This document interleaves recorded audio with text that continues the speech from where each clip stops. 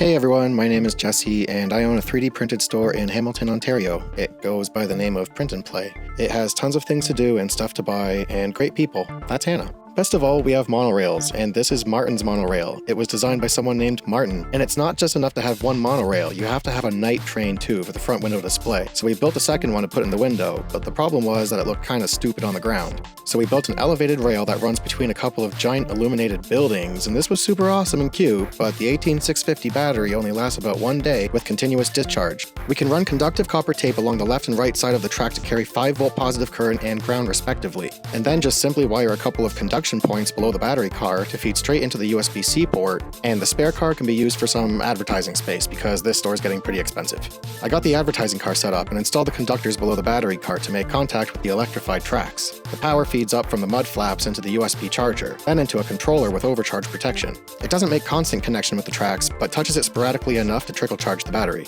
This worked great, but in actuality only gained an extra day of battery life. Back to the drawing board. This time, to mitigate the inefficiency of a single loose point of contact for the battery to charge off of, I'm going to add 2 more sources of power injection. Instead of mud flaps, we're going to create contact points that drag above the bearings that hold the cars on the tracks, as well as dangle some wire behind to catch any other loose potential contact points with the copper tape. Now, there's 3 chances to catch that 5-volt current instead of just 1. So I wired it all up with a few 5-volt LED strips along the circuit to demonstrate if the current is flowing through the power injection points, which it certainly does more often. The battery controller appears to be charging across about 80% of the track's length, and the copper tape is making much stronger connection with the conduction points and dragging wires under the charging cars, sending 5 volts up the line to the battery which feeds the motor. I guess the only thing to do now is pretty up the charging cars so they aren't just dangling wires and loose LEDs. I printed off a few of Zach Friedman's gift to the world, Gridfinity boxes, which is what this monorail was actually formatted for, and drilled some holes to accommodate the power lines.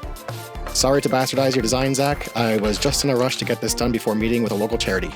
I fitted everything into place, cut the wires to fit into the Gridfinity train cars, which were printed in a glow-in-the-dark PLA, so they will diffuse the light a little bit.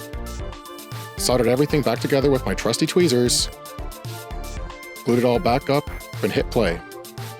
Now this puppy has been running for 5 days straight, and the battery is regulating a steady supply of 5-volt DC power to the electric motor. The contacts and their lights flicker here and there, but honestly it grabs more attention from people walking by on the street. Thanks for watching. Let me know if there's any other projects you want us to get into and bring you behind the scenes on. Don't forget to subscribe, and if you're in the Hamilton area, check us out at 162 Lock Street South or online at printandplay.ca.